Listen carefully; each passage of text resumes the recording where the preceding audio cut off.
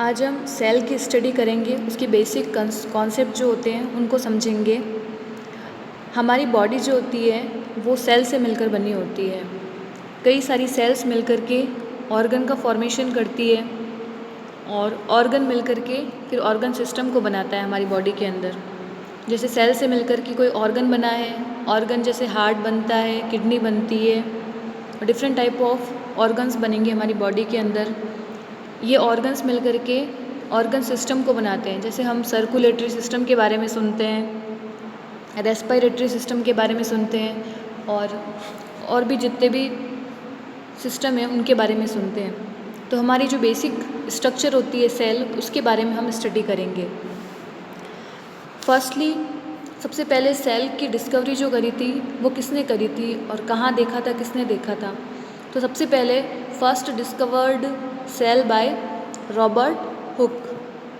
Robert Hooke ने सबसे पहले सेल की डिस्कवर्ड किया था, लेकिन रॉबर्ट हुक ने जिस सेल को देखा था वो डेड सेल थी और इन्होंने कॉर्क सेल के अंदर इस सेल को देखा था। उसके बाद में जब इलेक्ट्रॉन माइक्रोस्कोप की डिस्कवरी हुई तो लिविंग सेल को देखा गया। लिविंग सेल को देखने वाले सबसे पहले कौन थे? तो ल्यूवेनहुक थे। ल्यूवेनहुक ने सबसे पहले लिविंग सेल की डिस्कवरी करी थी। अब सेल की डिस्कवरी के बाद में सेल से रिलेटेड थियोरी जो थी वो किसने दी थी? सेल थियोरी के अंदर सबसे पहले सेल थ्योरी देने वाले श्लाइडेन एंड श्वान थे। श्लाइडेन एंड श्वान ने सबसे पहले सेल थ्योरी दी थी और उन्होंने बताया था कि न्यू जो सेल बन रही है वो सेल सारी ऑल सेल से बनती है। लेकिन वो ये नहीं बता पाए थे कि जो न्यू सेल का फॉर्मेशन हो रहा है वो ऑल सेल से किस तरह से होता है, वो उन्होंने नहीं बताया था। उसके बाद में सेल थ्योरी में मॉडिफिकेशंस हुए थे। रुडोल्फ विर्चो जो साइंटिस्ट थे, इन्होंने आगे डिस्कवरी करी थी और सेल थ्योरी को मॉडिफाई किया था। रुडोल्फ विर्चो ने एक थियोरी दी थी जिसको सेलुला ई सेलुला कहा गया था। सेलुला ओमनिस सेलुला ई सेलुला, कंप्लीट जो सेंटेंस होता है वो ओमनिस सेलुला ई सेलुला होता है। इसका मतलब ये होता है कि जो न्यू सेल का फॉर्मेशन होता है वो पहले से प्रेजेंट सेल के डिवीज़न से होता है। ये सबसे पहले डिवीज़न को बताने वाले जो थे वो रुडोल्फ विर्चो थे, जिन्होंने बताया था कि नई सेल का जो फॉर्मेशन होता है वो पहले से प्रेजेंट सेल के डिवीज़न से होता है। New cell are formed by the division of pre existing cells. पहले से जो प्रेजेंट सेल होती है उन सेल्स के डिवीज़न से न्यू सेल का फॉर्मेशन होता है। और इसी सेंटेंस को उन्होंने ओमनिस सेलुला ई सेलुला कहा था। और ये सेंटेंस पूछा जाता है कि किसने दिया था ओमनिस सेलुला ई सेलुला? ये रुडोल्फ विर्चो ने दिया था। और उसके बाद में रुडोल्फ विर्चो ने ही मॉडिफाई करा था सेल थ्योरी को और उन्होंने कुछ रूल्स दिए थे न्यू सेल थ्योरी के अंदर, जिसमें उन्होंने बताया था कि फर्स्ट सेल थ्योरी के अकॉर्डिंग था all organism are made of cells and their products. जितने भी ऑर्गेनिज्म होते हैं, ये रुडोल्फ विर्चो की सेल थ्योरी थी, जिसके अकॉर्डिंग पहला जो रूल बताया गया था वो ये था कि जितने भी ऑर्गेनिज्म होते हैं वो सेल से और उनके प्रोडक्ट से मिलकर के बने होते हैं। न्यू सेल का फॉर्मेशन जो होता है वो पहले से प्री एग्जिस्ट सेल के डिवीज़न से होता है। सेल फंक्शनल और स्ट्रक्चरल यूनिट होती है लिविंग बॉडी की। जितने भी लिविंग बॉडी होती है उसकी स्ट्रक्चरल फंक्शनल यूनिट जो होती है वो सेल होती है। Cell have inherited genetic properties. कोई भी सेल जो है उसके अंदर इनहेरिटेड जेनेटिक प्रॉपर्टीज़ प्रेजेंट होती है। इनहेरिटेड जेनेटिक प्रॉपर्टीज़ का मतलब होता है जो कैरेक्टर हमको पेरेंट्स से ऑफ स्प्रिंग के अंदर मिल रहे हैं।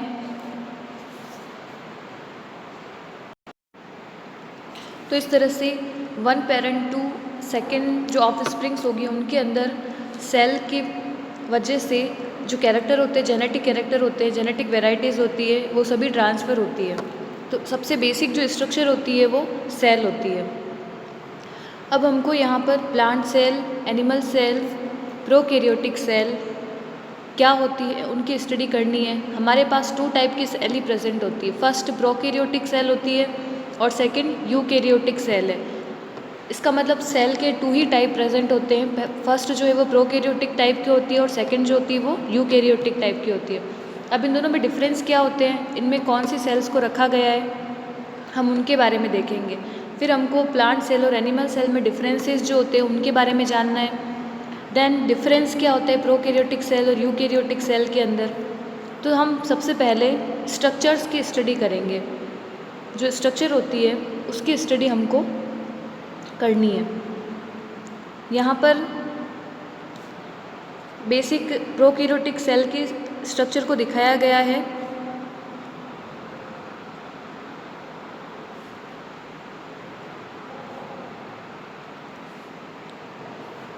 प्रोकैरियोटिक सेल के अंदर कौन कौन से कैरेक्टर्स प्रेजेंट होते हैं उसको देखते हैं।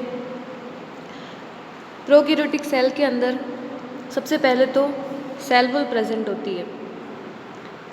उससे बाहर लेयर जो प्रेजेंट होती है जो कि म्यूसिलेज का बना होता है उसको हम कैप्सूल कहते हैं। और ये कैप्सूल जो होता है वो डिफरेंट प्रोकैरियोटिक सेल के अंदर डिफरेंट मटेरियल्स का सब्सटेंसेस का बना होता है। बैक्टीरिया के अंदर जो स्लाइम लेयर प्रेजेंट होती है वो कैप्सूल कहते हैं उसको हम, और ये प्रोटेक्शन का फंक्शन करती है। सेकंड जो लेयर होती है वो सेल वॉल होती है। थर्ड जो लेयर होती है वो सेल मेम्ब्रेन होती है। तो इस तरह से 3 लेयर प्रेजेंट होती है प्रोकैरियोटिक सेल के अंदर। फर्स्ट जो है वो कैप्सूल की लेयर होती है, सेकंड सेल वॉल होती है और थर्ड जो होती है वो सेल मेम्ब्रेन होती है। और क्या कैरेक्टर्स होते हैं इनके अंदर उनको देखते हैं। सेल मेम्ब्रेन में क्या स्पेशलिटी होती है और इसकी सेल वॉल जो होती है वो किसकी बनी होती है। तो प्रोकैरियोटिक जो जितने भी ऑर्गेनिज्म होते हैं उनकी सेल वॉल जो होती है वो पेप्टिडोग्लाइकेन की बनी होती है। तो इनके अंदर मटेरियल जो होता है वो पेप्टिडोग्लाइकेन होता है प्रोकैरियोटिक के अंदर। सेल मेम्ब्रेन लिपिड और प्रोटीन की बनी होती है। सेल मेम्ब्रेन जो प्रेजेंट होती है वो अंदर की ओर इन्वर्ट होकर के एक स्ट्रक्चर का फॉर्मेशन करता है और इस स्ट्रक्चर को हम मीजोसोम बोलते हैं। स्ट्रक्चर को हम मीजोसोम बोलते हैं। मीजोसोम का फंक्शन जो होता है वो बिल्कुल माइटोकॉन्ड्रिया के सेम होता है। जिस तरह से यूकैरियोटिक सेल्स के अंदर रेस्पायरेशन करेगा माइटोकॉन्ड्रिया, उसी तरह से प्रोकैरियोटिक सेल जो होती है उनके अंदर मीजोसोम ये रेस्पायरेशन का फंक्शन करता है। प्रोकैरियोटिक सेल के अंदर जो राइबोसोम प्रेजेंट होता है वो 70S टाइप का होता है। ये टाइप है राइबोसोम का। जब हम राइबोसोम की स्ट्रक्चर पढ़ेंगे तो उसके अंदर देखेंगे 2 टाइप के राइबोसोम प्रेजेंट होते हैं, 70S एंड 80S। ये यहाँ पर भी बताया गया है, मीजोसोम के स्ट्रक्चर को बताया गया है इसके अंदर। देन प्रोकैरियोटिक सेल के अंदर न्यूक्लियोइड प्रेजेंट होता है। न्यूक्लियोइड किसे कहा जाता है। प्रोकैरियोटिक सेल का जो डीएनए प्रेजेंट होता है वो किसी भी न्यूक्लियर मेम्ब्रेन से कवर नहीं रहता है। जो न्यूक्लियस होता है, न्यूक्लियर मेम्ब्रेन होती है, वो प्रोकैरियोटिक सेल के अंदर प्रेजेंट नहीं होता है, उनके अंदर एब्सेंट होता है। इसीलिए प्रोकैरियोटिक सेल का जो जेनेटिक मटेरियल होगा वो उसके साइटोप्लाज्म के अंदर फ्री प्रेजेंट होता है। तो साइटोप्लाज्म के अंदर जो प्रोकैरियोटिक सेल का डीएनए प्रेजेंट होता है, उसका जो जेनेटिक मटेरियल प्रेजेंट होता है उसको न्यूक्लियोइड कहा जाता है। और न्यूक्लियोइड ओनली हम प्रोकैरियोटिक सेल के जेनेटिक मटेरियल के लिए ही यूज़ करेंगे यहाँ पर। तो ये इसका जेनेटिक मटेरियल हो जाएगा, प्रोकैरियोटिक सेल का जेनेटिक मटेरियल है ये। इसके अलावा प्रोकैरियोटिक सेल के अंदर एक सर्कुलर एक्स्ट्रा क्रोमोसोमल पार्ट भी प्रेजेंट होता है। एक्स्ट्रा क्रोमोसोमल पार्ट का मतलब होता है कि ये तो उसका मेन जो जेनेटिक मटेरियल है वो है, और ये एक्स्ट्रा क्रोमोसोम का पार्ट है जो कि सर्कुलर प्रेजेंट होता है। और ये जो स्ट्रक्चर होती है इसको प्लाज्मिड कहा जाता है। और ये प्लाज्मिड जो होता है वो वेक्टर का फंक्शन करता है। आगे जब हम बायोटेक्नोलॉजी पढ़ते हैं तो उसके अंदर इसका यूज़ होता है। ये बैक्टीरिया के अंदर अगर रहे तब भी और नहा रहे तब भी उसको कोई हार्म नहीं होता है। बैक्टीरिया को मूवमेंट करने के लिए एक लॉन्ग फ्लैजिला प्रेजेंट होता है जो प्रोकैरियोटिक सेल्स को मूव करने के अंदर फंक्शन करता है। तो इस तरह से एक प्रोकैरियोटिक सेल की स्ट्रक्चर होती है। तो ये बेसिक प्रोकैरियोटिक सेल की स्ट्रक्चर है। यहाँ पर इस तरह से दिखाया गया है। इसके अंदर ये राइबोसोम स्ट्रक्चर प्रेजेंट है, सेल प्लाज्मा मेम्ब्रेन प्रेजेंट है इसके अंदर, second layer cell wall present है, कैप्सूल की लेयर प्रेजेंट होती है, ये न्यूक्लियोइड रीजन प्रेजेंट होता है। न्यूक्लियोइड जो जेनेटिक मटेरियल होता है ये फ्री रहता है एनवायरनमेंट के उसके साइटोप्लाज्म के अंदर, क्योंकि इसके बाहर कोई भी न्यूक्लियर मेम्ब्रेन जो होती है वो प्रेजेंट नहीं होती, इसीलिए कोई डिफाइनेड स्ट्रक्चर नहीं होता है इसका जेनेटिक मटेरियल का। और ये फ्लैजिला प्रेजेंट है जो कि उसको मूवमेंट के अंदर हेल्प करता है।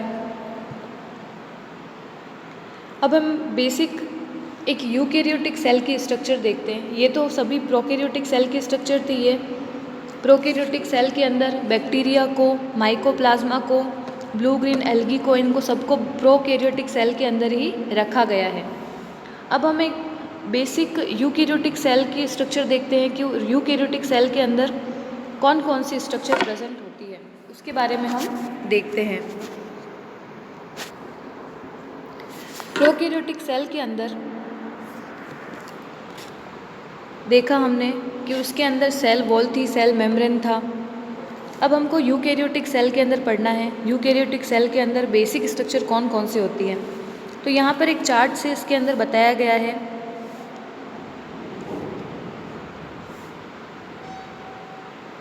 फर्स्ट यूकैरियोटिक सेल होती है।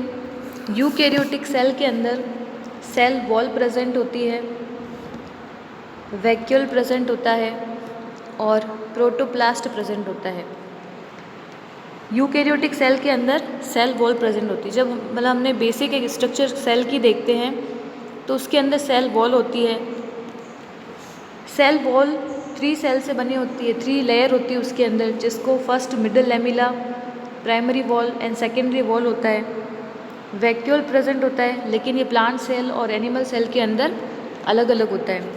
अगर हमको एग्जाम्पल पूछा जाए कि यूकैरियोटिक सेल के एग्जाम्पल कौन से होते हैं, तो उसके अंदर प्लांट सेल और एनिमल सेल को रखा गया है।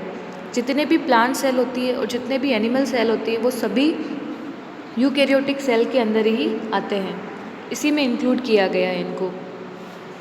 उसके बाद में जो सेल मेम्ब्रेन होती है और जितना भी साइटोप्लाज्म प्रेजेंट होता है सेल के अंदर, उनको मिलाकर के प्रोटोप्लास्ट कहा जाता है। जब प्रोटोप्लास्ट, इसका मतलब ये हुआ कि प्रोटोप्लास्ट के अंदर सेल मेम्ब्रेन और प्रोटोप्लाज्म दोनों को इंक्लूड किया गया है।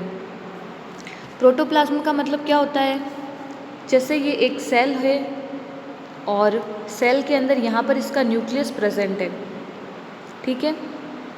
तो ये न्यूक्लियस प्रेजेंट है, ये न्यूक्लियस है, और ये न्यूक्लियस के बाहर जितना भी प्रेजेंट होता है इसको हम साइटोप्लाज्म बोलते हैं। न्यूक्लियस, ये साइटोप्लाज्म बाहर की साइड में जितना प्रेजेंट है वो, और इन दोनों को मिला करके हम प्रोटोप्लाज्म बोलते हैं। वापस देखते हैं हम, ये कोई बेसिक सेल होती है।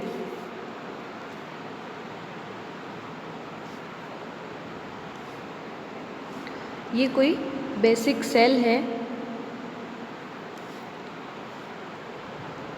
ये सेल है, सेल में ये न्यूक्लियस प्रेजेंट है सेल का।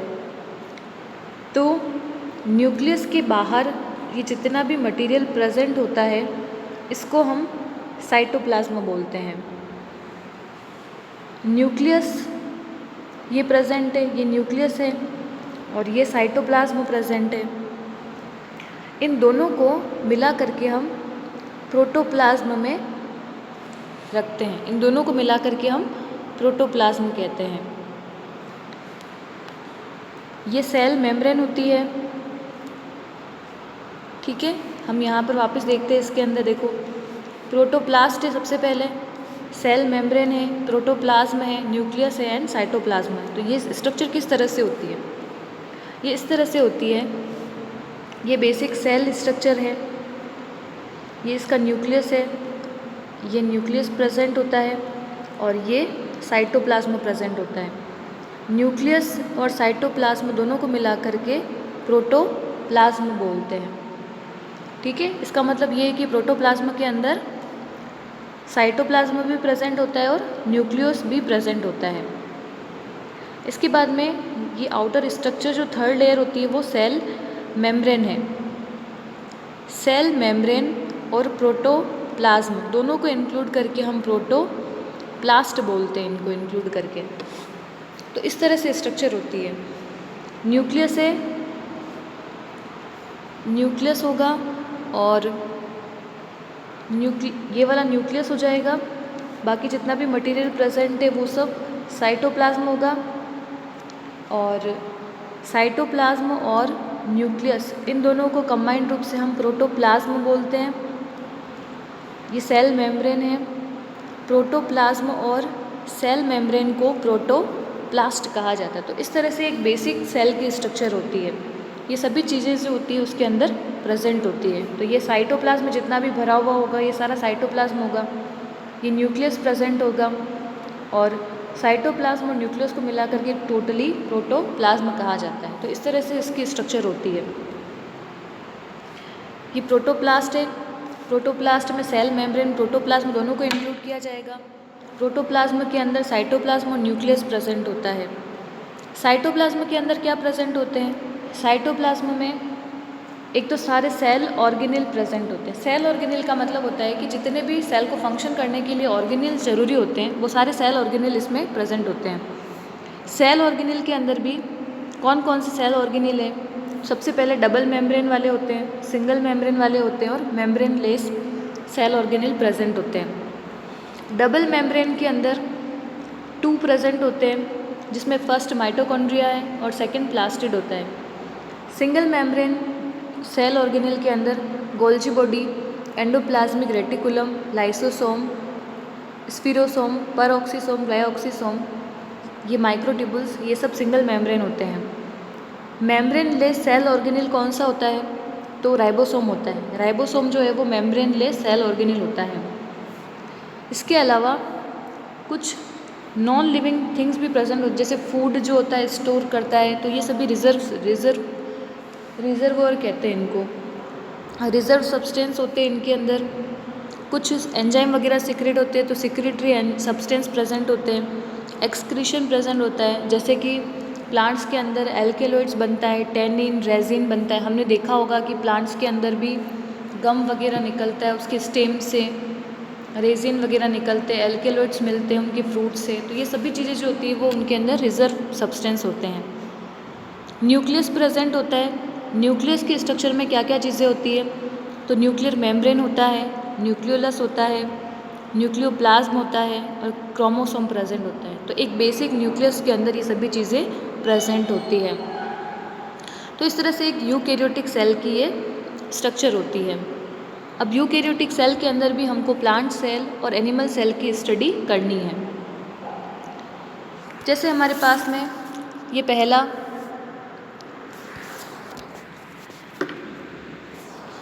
प्लांट सेल की स्टडी हम करेंगे। प्लांट सेल की स्टडी के अंदर कौन कौन सी चीज़ें प्रेजेंट होती है उसको देखते हैं हम।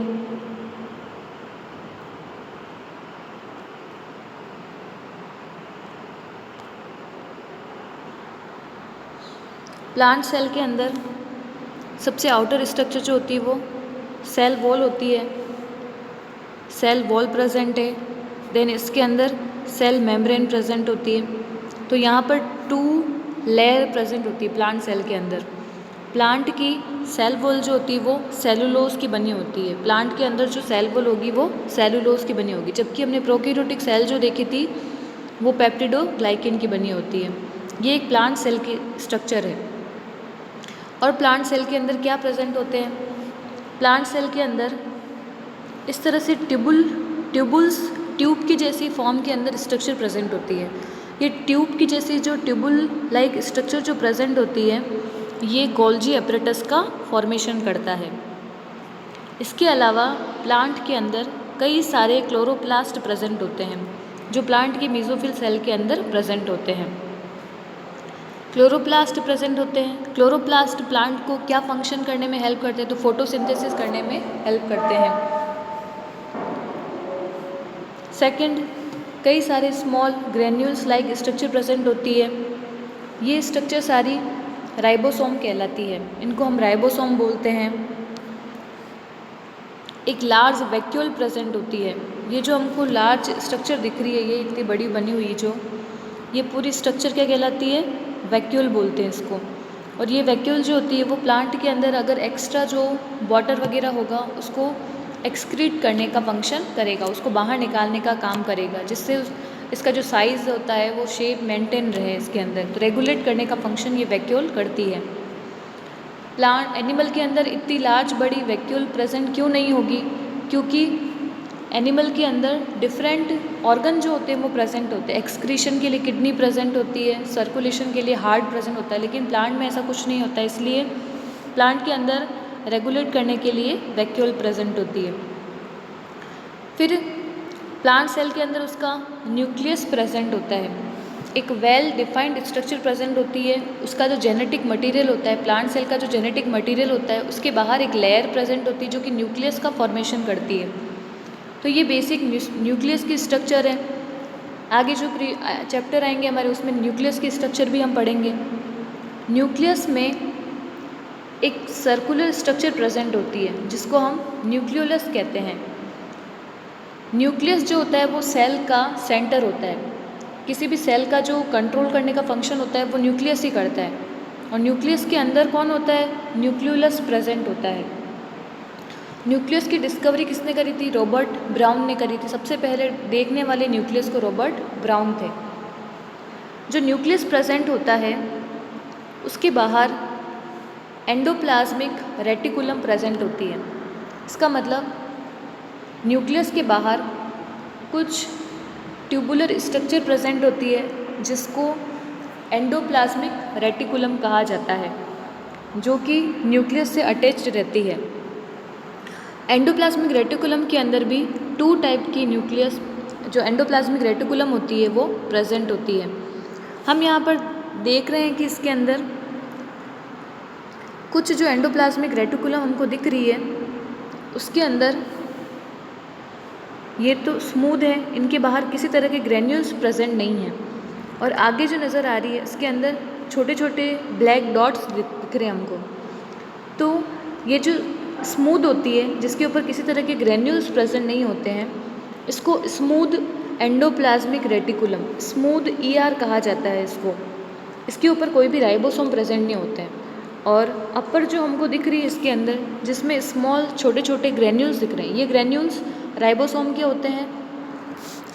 और ये जो एंडोप्लाज्मिक रेटिकुलम होती है इसको रफ एंडोप्लाज्मिक रेटिकुलम कहते हैं। इसके अंदर राइबोसोम प्रेजेंट होती है। ये जो ब्लैक डॉट दिख रहे हैं हमको, ये सारे राइबोसोम प्रेजेंट होते हैं जो कि प्रोटीन सिंथेसिस के अंदर एंडोप्लाज्मिक रेटिकुलम को हेल्प करते हैं। और कौन सी स्ट्रक्चर होती है इसके अंदर, माइटोकॉन्ड्रिया प्रेजेंट होता है। प्लांट सेल के अंदर कई सारे माइटोकॉन्ड्रिया प्रेजेंट होते हैं। माइटोकॉन्ड्रिया पावर हाउस होता है और एनर्जी को फॉर्मेशन करने के अंदर हेल्प करता है। ये साइटोप्लाज्म में जितना भी प्रेजेंट होता है, साइटोप्लाज्म प्रेजेंट है इसके अंदर। एमाइलोब्लास्ट स्टार्च के ग्रेन्यूल्स प्लांट के अंदर पाए जाते हैं। स्टार्च का मतलब ये होता है कि प्लांट के अंदर फूड स्टोरेज का फंक्शन जो होता है वो स्टार्च के फॉर्म के अंदर होता है। तो इस तरह से एक बेसिक प्लांट की स्ट्रक्चर होती है इसकी।